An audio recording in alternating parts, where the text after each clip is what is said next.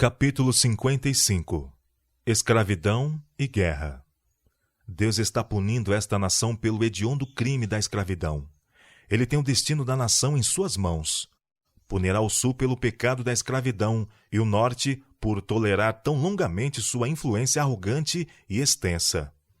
Na reunião em Roosevelt, Nova York, no dia 3 de agosto de 1861, quando os irmãos e irmãs estavam reunidos no estabelecimento para jejum, humilhação e oração, o Espírito do Senhor repousou sobre mim e fui tomado em visão.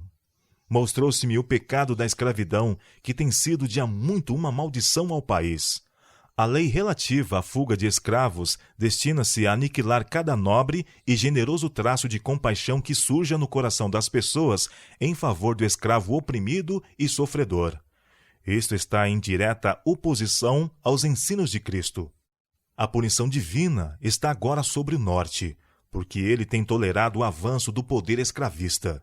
O pecado dos escravistas do norte é muito grande. Ele tem fortalecido o sul em seu pecado, sancionando a extensão da escravatura e feito muito para levar o país até sua presente e angustiosa condição. Foi-me mostrado que muitos não compreendem a extensão do mal que tem vindo sobre nós.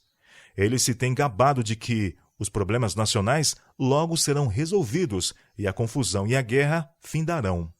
Contudo, todos ficarão convencidos de que o assunto é mais grave do que pensam.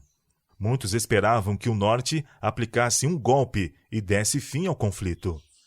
Vi o antigo Israel enquanto escravo no Egito. O Senhor atuou através de Moisés e Arão para livrá-lo.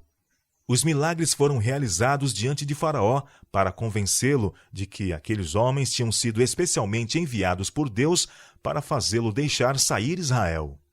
Mas o coração de Faraó estava endurecido contra os mensageiros de Deus e questionou os milagres por eles realizados. Então os egípcios experimentaram os juízos de Deus.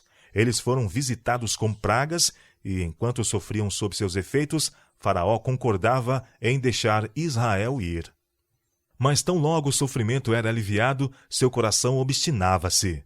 Os conselheiros da corte e os homens poderosos também resistiam a Deus e se esforçavam em explicar as pragas como resultado de causas naturais. Cada visitação de Deus era mais severa do que a precedente. Todavia, eles não libertaram os filhos de Israel, até que o anjo do Senhor matou os primogênitos dos egípcios. Desde o rei sobre o trono até o mais humilde, todos estavam se lamentando e chorando. Então Faraó ordenou que Israel fosse.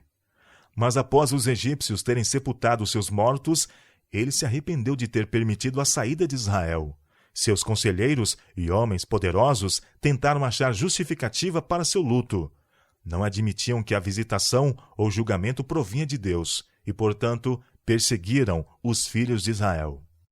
Quando os israelitas viram o exército egípcio em perseguição, com cavalos e carros, equipados para a guerra, o coração deles desfaleceu.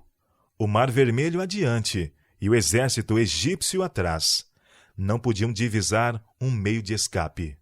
Um grito de triunfo irrompeu dentre os egípcios ao encontrar Israel completamente em seu poder. Os israelitas estavam muito aterrorizados. Mas o Senhor mandou que Moisés ordenasse o avanço de Israel, erguesse seu cajado e estendesse a mão sobre o mar, dividindo-o. Ele assim o fez, e eis que o mar se dividiu, e os filhos de Israel passaram em seco. Faraó havia por tanto tempo resistido a Deus e endurecido o coração contra suas poderosas e maravilhosas obras, que em sua cegueira avançou pelo caminho miraculosamente preparado por Deus para seu povo. Novamente foi ordenado que Moisés estendesse a mão sobre o mar, e o mar retomou a sua força.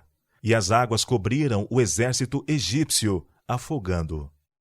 Esta cena me foi apresentada para ilustrar o amor egoísta da escravatura e as desesperadas medidas que o Sul adotaria para conservá-la, e ainda a terrível extensão a que chegariam antes que se rendessem.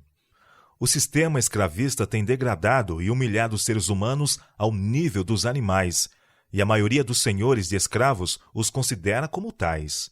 A consciência desses senhores tornou-se cauterizada e endurecida, como a de Faraó.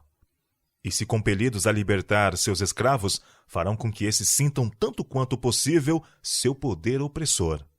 Parece-me uma impossibilidade que a escravidão possa ser eliminada. Somente Deus pode arrancar o escravo das mãos de seus violentos e implacáveis opressores. Todo abuso e crueldade exercidos contra os escravos são com justiça atribuídos aos mantenedores desse sistema, quer sejam do sul, quer do norte. O norte e o sul me foram mostrados. O norte tem estado enganado com respeito ao sul. Os sulistas estão melhor preparados para a guerra do que parecem. A maioria dos seus homens são habilidosos no uso dos armamentos. Alguns deles soldados experientes nas batalhas, outros habituados a esportes. Eles superam o norte nesse ponto, mas não possuem, como regra geral, a bravura e a resistência dos homens do norte. Tive uma visão da trágica Batalha de Manassas, na Virgínia. Foi a mais sangrenta e angustiante cena. O exército do sul tinha tudo a seu favor e estava preparado para o terrível combate. O exército do norte estava se movendo com triunfo, em nada duvidando de sua vitória. Muitos estavam descuidados e marchavam adiante orgulhosamente, como se a vitória já fosse sua. Quando se aproximavam do campo de batalha, muitos estavam quase desmaiando de cansaço e necessitando de imediato repouso. Eles não esperavam um combate tão feroz. Foram para a peleja e lutaram brava e intensamente. Havia mortos e moribundos de ambas as partes. Norte e sul sofreram severamente. Os sulistas sentiram o ardor da batalha e fizeram um pequeno recuo. Os homens do norte investiram sobre o inimigo, embora as baixas fossem grandes. Subitamente, um anjo desceu e agitou a mão. Instantaneamente, houve confusão nas fileiras. Parecia aos nortistas que suas tropas estavam batendo em retirada, quando, na realidade, não era assim. Começaram, então, uma precipitada fuga. Isto me pareceu maravilhoso. Foi então revelado que Deus tinha esta nação em suas mãos e não desejava que as vitórias fossem obtidas mais rapidamente do que ele permitisse, e não consentiria que os nortistas sofressem mais baixas que o necessário, conforme sua sabedoria determinasse, para puni-los por seus pecados. Houvesse o exército do norte nesse tempo se esforçado além de sua desfalecente e debilitada condição, o tremendo esforço e a destruição que os esperavam teria proporcionado grande triunfo ao sul. Deus não permitiria isso e enviou um anjo para interferir. O súbito recuo das forças do norte tem sido um mistério a todos. Eles não sabem que a mão de Deus se fez presente. A destruição do exército sulista foi tão grande que eles não tiveram do que se gabar. A visão dos mortos, moribundos e feridos deu-lhes pouca coragem para exultar. Essa destruição, acontecida quando eles tinham toda a vantagem sobre o norte, causou-lhes grande perplexidade. Eles sabiam que se o norte tivesse chances iguais às deles, a vitória certamente seria do norte. Sua única esperança era ocupar posições de difícil acesso e então lançar ataques destruidores de todos os lados. O sul fortaleceu-se muito desde o começo da rebelião. Se medidas efetivas houvessem sido tomadas pelo norte, a rebelião teria sido rapidamente esmagada. Mas essa, que era pequena a princípio, cresceu em forças e número até tornar-se mais poderosa. Outras nações estão observando atentamente os Estados Unidos. Com que propósito eu não fui informada, e estão fazendo grandes preparativos para algum acontecimento. Há agora entre nossos dirigentes grande perplexidade e ansiedade.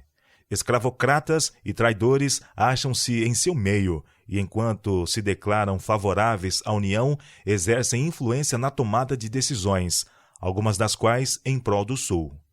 Foram-me mostrados os habitantes da terra na maior confusão.